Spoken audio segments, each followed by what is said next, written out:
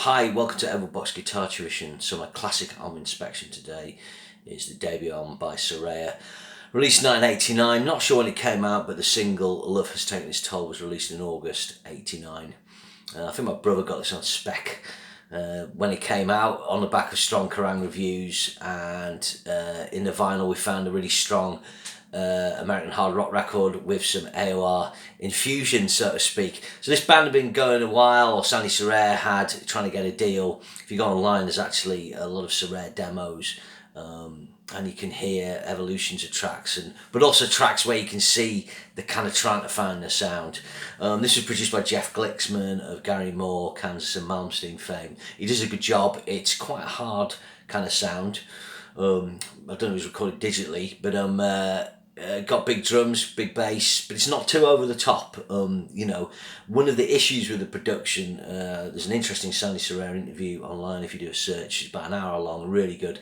She doesn't like the vocals on this album. She likes this kind of raspy, more aggressive thing she does, which she sometimes uses on the album. But Jeff Glicksman and the company wanted to sing cleaner. Probably maybe for more commercial, feminine purposes, that ongoing battle for females in rock.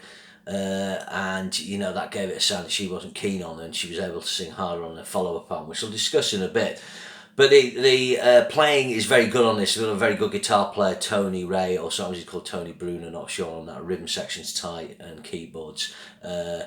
Opening tracks, Love Has Taken Its Toll. So this is probably the best known track on the album, one of them. Used to get played at a club I used to go to called the Mayfair. It starts with a nice bluesy acoustic riff, and then it's got a pumping hard rock sound, cool solo, really good vocal, catchy song. The end of the song drops down really nicely into the next track, which is my favourite track of the album, which is track 2, Healing Touch. This is a really good melodic AOR hard rock track. Lovely solo by Tony Ray on this, great sort of emotional vocal by Sandy Saraya. Quality hard rock, 4 minutes 43. Actually, first track's 5:21, so they kind of did sort of longer songs. Third track's Get You Ready. This is the shortest track on the album, 3 minutes 11, apart from a little instrumental later on. This is a good hard rocking track. It's got a really gnarly solo. She brings out more of a sassy rasp to her vocal on this, and it benefits from that. It's quite a tough song with a lot of attitude. And then track 4 is Gypsy Child. This is the obligatory ballad, you're going to get that on albums of this ilk at the time. It's a nice track, got a nice guitar part that builds. It's a 6-7 out of 10. It is a good tune. I think bands doing that, the record companies would want them to have tracks like this, and that was a help or a hindrance if the band had a hit with a track like that. Side 1 of the original vinyl finished with one of the best tracks, which is One Night Away. This is kind of like mirroring Love Has Taken Its Toll, similar groove, really rocking, great guitar work, great vocal, and a really good chorus. It's a very strong track. So strong side 1. Side 2 opens with a little instrumental by keyboardist Greg Mounier. This is called Alsace-Lorraine. It's quite nice, just a little 50-second thing, and then it goes into Running Out of Time. If you listen to the demo of this track, actually quite interesting. The tempo on this album version is quicker, it's harder hitting, and it makes good use of Hammond keyboard. As you say, one of the problems with this album is sometimes the keyboards are too present. Sometimes the sounds aren't great, and it's in that era where keyboards are used to polish and smooth things off the radio, but it's like they're not sure what works. He wouldn't last this album, by the second album, Greg Mounier was gone. Running Out of Time's a good track again, cool vocals, good hook, very good guitar work.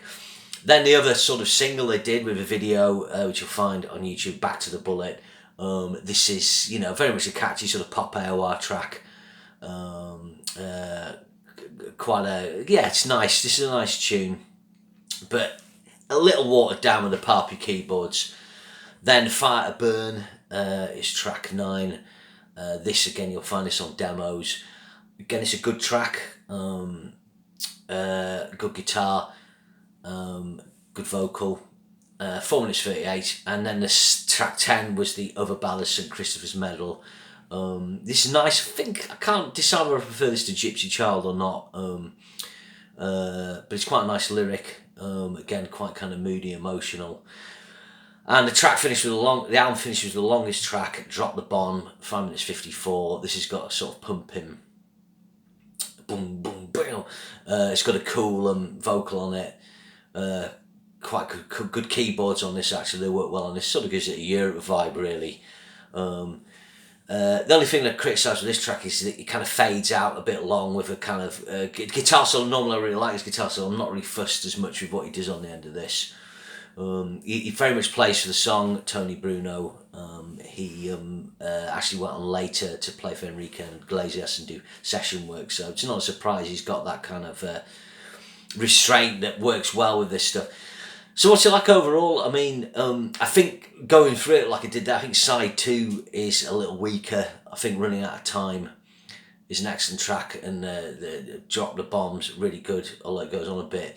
The tracks in between that are a little light, but they don't dip. There's not a bad track on this album. I'm kind of like an 8.5 out of 10. I've always really liked this record. I've always kind of yin and yang between whether I prefer this or the second album. I think at one point I thought the songs were better on this, but the second album was better produced. I think at the moment I'm much preferring the second album, When the Blackbird Sings. So this was the follow-up. They managed to get Peter Collins of Queensryche fame to produce this. And I've got to say, this was a real benchmark recording at its time. The problem was when it came out, it's 1991, that wasn't the way rock was going to sound and recordings were going to go. But this was the album that Collins did after Empire by Queensryche. It's got really clanky bass, big drums, superb guitar sound. They're down to a 4-piece here. There's just little textures of keyboards. It's a lot heavier, and her vocals have that kind of rasp thing I was talking about. It's more ballsy. Only criticism against this album is there was sometimes a tendency for tracks to be like a little longer than they need to be on the first album. On this album, the tracks are a bit long. I mean, pretty much every track is kind of like 5 minutes plus. I mean, some are kind of under 5 minutes, but this one's over 6. But quickly going through it, because obviously this is kind of adding on to review, but it opens with a track called Queen is She, which is really good. I think once that track starts, you can hear the difference, you know, the production, the bass, Barry Dunaway's bass from Yngwie Malmsteen's band, who's joined for this album. Tony Ray's guitar's great. Really good opening track. Then it goes into Bring Back the Light, which has got a great chorus. Again, this is 6 minutes 5, and I do like the track. It's a bit long. Not as into the bridge and chorus. I'm sorry, the verse and the bridge. I think the chorus made the song. Then it's got Hitching a Ride, which is a really cool kind of sassy rock track. There's a cool bit where it breaks down the middle, second verse, and the rhythm guitar kind of pans. You can hear the guitar sound. It's got quite a bit of chorus on, but it is a good sound.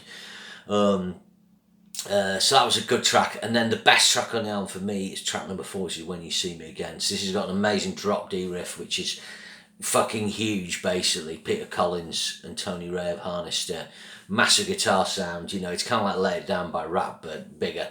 Again, totally out of sync. I remember I took this in the studio and was doing a demo. I was like, I like this. And like, this is one of the sad things with music, you know, this is a great sounding record. There's absolutely nothing wrong with how this track sounds, but it's the wrong sound for the time. We live in an era now where it doesn't really matter how you sound. You know, if you want to make a huge sounding hard rock AOR 80s style album, you can do. If you want to make a bluesy classic rock early 70s album, you can do. But back then, with, you know, coming out of the hair metal thing and going to grunge, this was like the right album for Saraya at the wrong time. But it's a great track. And then you got Tear Down the Wall, finishing off side 1. Really good track again, maybe just a little bit long. Side 2 open with Seducer.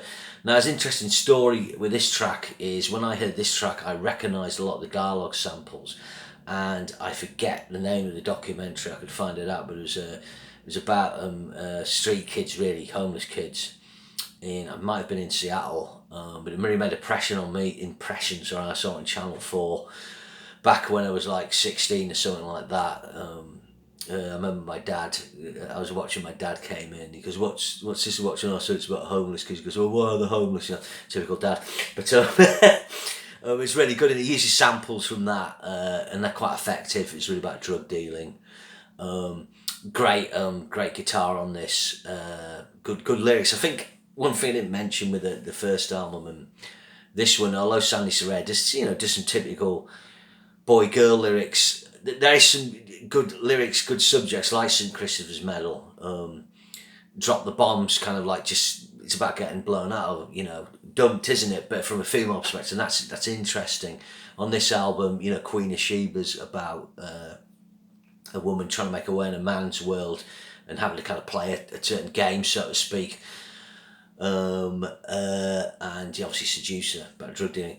When the Blackbird Sings, the title track, this is really good. This has got a really good octave intro and acoustic guitar, very well crafted. Acoustics in this. I should just mention actually, Seducer's got a 12-string crafted into it as well in the intro. So again, that's really good. You can probably hear a bit of Peter Collins' influence on that. When the Blackbird Sings, got a really stomping riff, really good. Then you got Lion's Den. Lion's Den's good. It might be the weakest track on the album, but it's kind of a sleazy sort of rock track with a sort of slightly groovy riff, but it's decent. Then track 9's probably the second, or maybe my first track, best track on the album is In the Shade of the Sun. So this is really good. This is 4 minutes 44. It kind of feels epic and expansive, but it's not too long. Great vocal, great chorus, fantastic sort of outro solo from Tony Ray on this, really nice emotion. I should just say actually a lot of his outro solos that's on the fade outs are very good. And then you got White Highway. This is a good track, good lyrics about a friend she had with cocaine addiction. You got to get off the white highway. Again, cool fade out solo on this. And the final track is an acoustic track called New World. This is actually a lovely track, kind of, a typical sort of peace, why can't it be peace in the world type of lyric, but a beautiful vocal by Sunny Saraya. So again, the second album would probably be my pick. I would have reviewed it, but I missed the kind of date. I haven't got a date for it anyway, but I would have needed to have done it in for a 30th anniversary in 2021 or something like that, and I missed the cut, so to speak. But yeah, so Saraya albums are both worth checking out if you like American hard rock, if you like hard rock with female singing, with cool guitar, with a bit of AOR. These won't disappoint. They're definitely two of the best albums of their time. Now, there's always that thing, why didn't Saraya get big? It's simple word. They're off time. If the Saraya album could come out in 87, and this one in 89, they could have easily probably had gold or platinum disc. But by the time they released the Saraya album, the market was already saturated. I think they were on Polydor. I'm not sure Polydor was the best label to be on for this kind of music. And then by the time they do When the Blackbird Sings, when they've got an amazing producer and Peter Collins and so on, you're in that spectre where music's already changed in 88, 89, 90 with sort of crossover rock, alternative rock, and then of course by the end of the year Nirvana's going to hit big and everything's going to change. So a band out of their time, but I think sometimes people go, oh, this band should have been huge, but what does huge mean? What, Bon Jovi huge? Or if a band back then can get like 2 platinum albums on the trot or 3, that's an amazing achievement. To be a huge band, is in our genre, I don't know how many huge bands there are, or big bands, but there's not been many really when you add it up. But certainly Saraya were the kind of band that could have had the success of a band like Winger, or someone like that. Okay, so I hope you enjoyed that. Remember to share and subscribe, and I'll see you again soon. Thanks very much.